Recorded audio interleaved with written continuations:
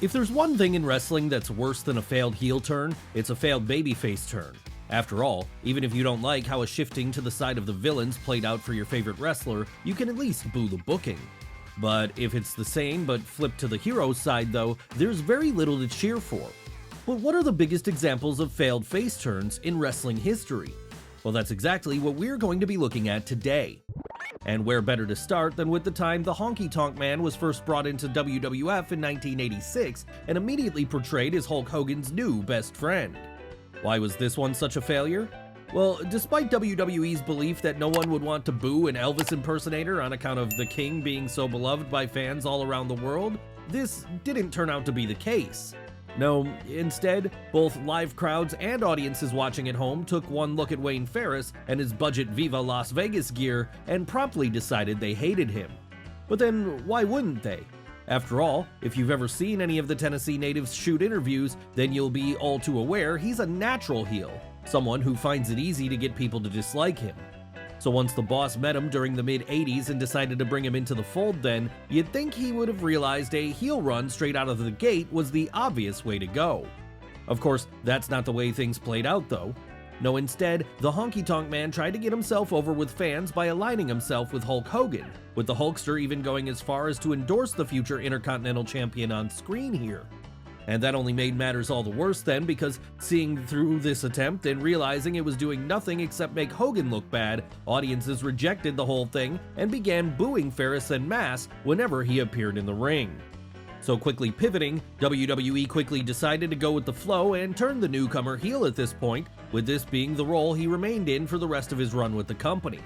And it's just as well he did, because now with him wanting fans to jeer him, he was able to be a hugely effective heel, so much so that he'd eventually go on to hold the record for the longest IC title reign ever. That was up until 2023 when the mighty Gunther, one of the best wrestlers on the planet today, symbolically destroyed that record with a stiff chop. Yes, sometimes you have to be able to see when something's just not working, and pivot if you want to rescue a character before too much damage can be done. Hell, it's not like this is the only time such a thing has happened in WWE, as almost 3 decades later in 2014, the same thing would occur with Batista. Now, having Dave Batista return to WWE at that point as a babyface after years of having been away building up his name in Hollywood wasn't necessarily a bad idea on the face of things. After all, everyone loved the animal. The only problem with this one though was the timing of it, as it was right at the peak of the Yes movement. So, when it was announced ahead of time that Big Dave would be coming back at that year's Royal Rumble then, fans immediately figured out what was going on, and that was that he was going to win this match, and from there, main event WrestleMania 30. Of course, if he was going to win, it meant Daniel Bryan wasn't, and in 2014, anything less than the Washington native going straight to the top of the biggest show of the year was unacceptable. Let's not forget just how beloved the American Dragon was by fans back then, and how much they were willing to hijack shows at every turn in order to let the company know they wanted him to be their guy. So because of this, when Batista came out at that year's Rumble match, the crowd in attendance turned on him before he even got a chance to get in the ring. And the situation only got worse from there when number 30 was revealed and everyone realized it wasn't Daniel Bryan. Still, it was too late to change things now, so Big Dave ended up picking up the win as per the plan and booked his spot in the main event of WrestleMania a few months later. That said, with management by now realizing they couldn't have the animal go into this show as a babyface, they were forced to turn him heel on an episode of SmackDown soon thereafter and retcon the whole thing so that the second most famous resident of Aberdeen, Washington could get his well-deserved moment in the sun as the babyface instead. But Batista isn't the only former Evolution member who wrestled the future Blackpool Combat Club member on that night who had a failed babyface run during their career, as a full decade prior to this in 2004, it was Randy Orton who was failing to get over as a good guy. Of course, like with the Honky Tonk Man, this one shouldn't have come as much of a surprise because, at least at this point in his life, Randy Orton had a reputation for being such a jerk it was impossible not to dislike him.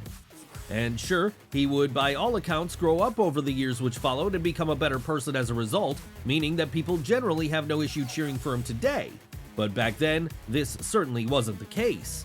So when WWE decided to try to push him as their next top babyface star following his exit from Evolution, it didn't really go to plan in the way they'd hoped it might. That said, it might still have been able to be salvaged if Orton was portrayed as more of a Stone Cold Steve Austin-esque anti-hero doing his best to keep hold of the World Heavyweight title he just won from wrestling's own version of He Who Shall Not Be Named. In the end, though, any hopes of him being a badass fighting champion who didn't care what fans thought were washed away when, only 1 month after winning the belt, he dropped it to Triple H, ending his reign in the limpest way possible. Yes, by that point, it was becoming apparent the only reason the Viper had won the gold at all was so that he could break Brock Lesnar's record as the youngest world champion in company history, and not because Vince McMahon was ready to fully pull the trigger on him as being the new face of WWE as so many had assumed. And because of this then, it would take Orton a while to fully get back to the point he should have been at all along, with it really being his bout against The Undertaker at WrestleMania 21 which finally solidified him as a brash heel main eventer. So good would he be in this role, in fact, he'd eventually pick up 2 underlings of his own, who he could mold into his own image, with these people being none other than Cody Rhodes, and our next subject, Ted DiBiase Jr. Why is Ted DiBiase Jr. in our video about the worst babyface turns in WWE history? Does anyone remember the DiBiase posse? That's right.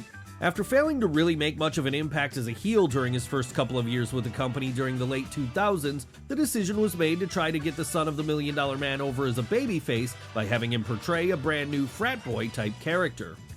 Yes, for Vince McMahon to decide the best way to get someone over who was already disliked by the crowd was to have him start hosting tailgate parties every week was a sign that maybe he was out of touch with fans at the time. Of course, it should go without saying then, this gimmick failed to get over. And so it wasn't long before Ted DiBiase Jr. found himself stuck back in the lower mid-card, taking on the likes of Unico and Michael Genesis of McGillicuddy. And come the spring of 2013, even those days would be over, as he'd leave WWE altogether. Could it have been different for him? Maybe. But then he was never really over enough for WWE to try a second time, so we'll never know for sure. Still, it could have been worse. It could have ended up like the absolute career killer that was Alberto Del Rio's completely unwanted babyface run in 2013. Now you're probably noticing something of a pattern by this point in the video, and that pattern is that there are certain people who are just natural heels, and so they should always play this role on screen. After all, there's a reason you rarely see actors such as Ralph Fiennes or John Malkovich play heroes in their movies. And when it comes to wrestling, Alberto Del Rio is someone who has never really took naturally to being on the side of the good guys, which is probably the reason why it failed so spectacularly when WWE tried to make this a thing towards the middle of the 2010s. And as if that isn't reason enough, it certainly didn't help his case in getting over with fans as a babyface back in 2013, as this was the point Vince McMahon for some reason chose to make one of his chief rivals the incredibly over Dolph Ziggler. Seriously, if there was 1 year you didn't want to try to get a relatively new good guy over by having him square off against the show-off, then this was the one, as Dolph was arguably at the peak of his popularity at this point. Hell, when his music hit on the Raw after WrestleMania 29 to announce he was coming to cash in his Money in the Bank contract on Del Rio, it got one of the biggest pops of the modern era. So why were WWE insistent on still trying to get the Mexico native over as the face in this situation back then? Well, the answer to that is partly that they were looking to create a new top Latino star, one who could help them draw bigger audiences in more Hispanic-dense markets. It's just a shame then that Alberto Del Rio was no Rey Mysterio when it came to getting fans on his side. No, he was quite the opposite in fact, which was exactly why a couple of months after losing his World Heavyweight title to Dolph, he turned heel again and set everything right with his path going forward. Well, sort of. Because as it turns out, this failed face turn did so much damage to his momentum, come 2014, he'd be out of the company entirely, and would only return briefly in late 2015 before being released all over again. Yes, because of how poorly the whole period was received for Del Rio, there was simply no place for him in WWE anymore heading into the latter half of the 2010s. But fear not, WWE would have no problem replacing his terrible face turn with another one, as in 2017, they'd call top NXT heel Bobby Roode up to the main roster and have him play the role of bland, flavorless good guy instead. Obviously then, the reason this one failed was because fans were already happy seeing Roode play the villain. Hell, it was this exact character which had gotten him so over during his time in the Black and Gold brand that he'd become NXT World Champion before his time there was up. But this was also the point where NXT and the main roster had their biggest disconnect, as while fans were generally into what Triple H was doing down in Florida, Vince McMahon couldn't get behind it unless he was allowed to put his own personal stamp on things. And that was why so many call-ups around this time failed, as the boss had to mess with a winning formula so that he could say it was his own creation. Need any evidence of this being the case? Just look at the way he massacred our boys Adrian Neville, Keith Lee, and Ricochet when they were brought up to either Raw or SmackDown. That said, these failures are arguably minor when compared to the way Bobby Roode was treated when he joined SmackDown in August of 2017, as all that had to be done was literally transport his heel character, complete with glorious heel theme music, up to Thursday nights and let it play itself out there. But instead, Vince McMahon decided what Roode needed was to be a babyface instead, and this instantly killed any momentum he'd been building up stone dead. Bad enough to the point that he'd never even sniffed the main event scene on the main roster, and would instead spend the majority of his time in either the go-nowhere tag team division or fighting for the likes of the then pretty worthless United States title. That's right, by the time the 2010s were reaching their last few years, it was becoming increasingly clear the boss had no idea what his audience wanted anymore, and so could not book characters they were happy watching on a weekly basis. And if you need any further evidence that this was the case, you only have to look to his insistence on having Charlotte Flair be a babyface in 2018. Now, we're not here to take any shots at Charlotte Flair as a person. Hell, by all accounts, she's a very nice woman, and it's clear she's a total pro when it comes to her in-ring work. That said, given the fact she's pretty much the poster girl for being a natural heel in WWE, with many fans feeling her family name has certainly helped her get to the top. Of course, she's worked hard to get to her spot, and is a tremendous talent, but this doesn't stop a portion of the fan base feeling this way. And this has led to situations where she has been awkwardly inserted into WrestleMania main events, despite not really having any business being there. Basically, all this is to say it's very easy to boo Charlotte as a character. Too easy, in fact, which is why the idea of her being a babyface for any length of time seems so stupid. But as the 2010s were drawing to a close, Vince McMahon was insistent on making sure the Queen was the women's division's version of Roman Reigns. And so that was why he had her return in the lead up to that year's SummerSlam as a hero, despite the fact the only person fans wanted to cheer here was Becky Lynch. Hell, the very way Charlotte wrangled her way into turning Becky's SmackDown Women's title shot against Carmella into a triple threat was so heelish in its nature, it's truly baffling anyone in WWE thought this was how a babyface would act in 2018. But that certainly seemed to be the story they were trying to tell at this point, as after Becky decided she'd had enough of her so-called friend usurping her at every opportunity, and so turned on the Queen, the man was very much sold to fans as the bitter villain in this scenario. Well, at least initially she was, because someone apparently explained to the WWE booking team that stepping over your friends at the last minute in order to steal their title shot is not, in fact, the action of a noble hero. They pivoted and had Becky be portrayed as the badass anti-hero, all while Charlotte gradually slipped more and more into the heeldom she was better at portraying all along. And with that, they never made another mistake when it came to the heel-face dynamics of anyone else on the women's roster. Except for the time they did in 2022 with Lacy Evans, of course. Really, the issue here wasn't that fans weren't necessarily willing to cheer Lacy. No, with WWE pushing the story of her being a military veteran, it would have been very easy for crowds to get behind her.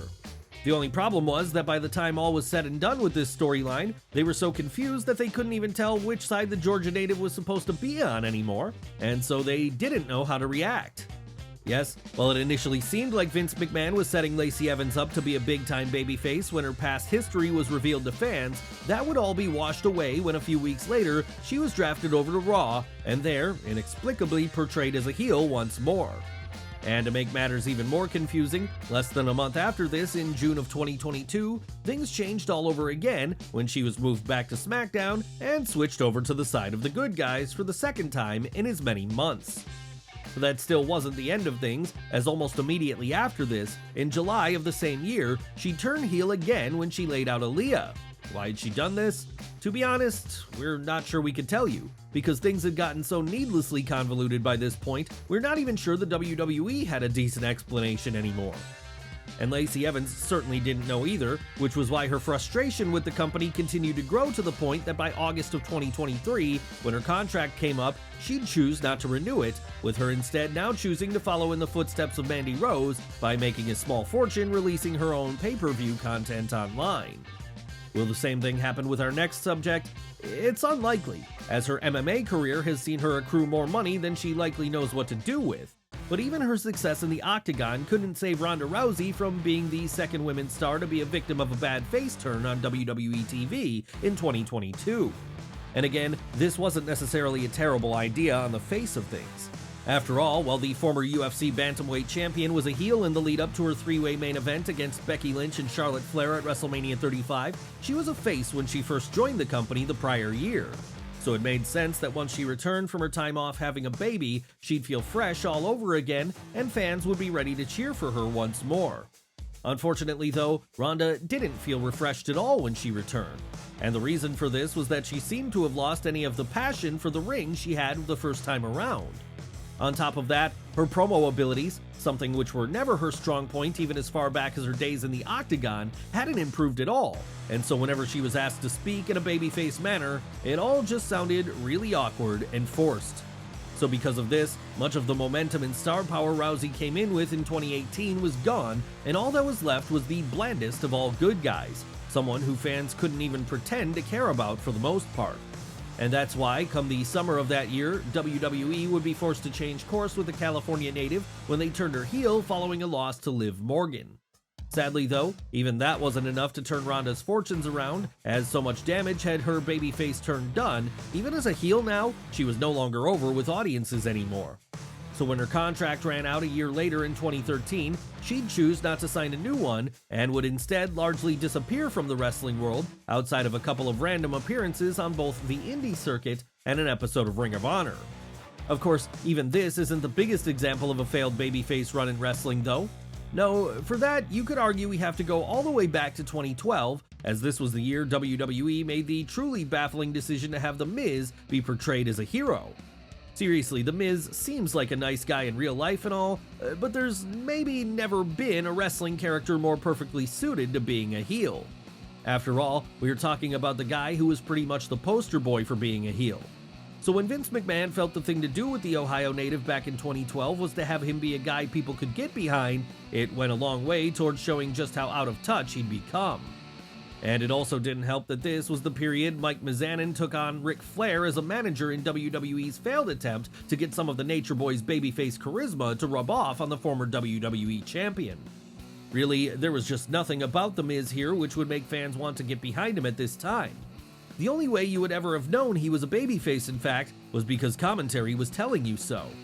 Thankfully then, this would be rectified come the summer of 2014, as at this point, Mizanin returned to being a heel, one who was now playing the role of a man who delusionally thought he was a Hollywood A-lister after having starred in WWE Studios films.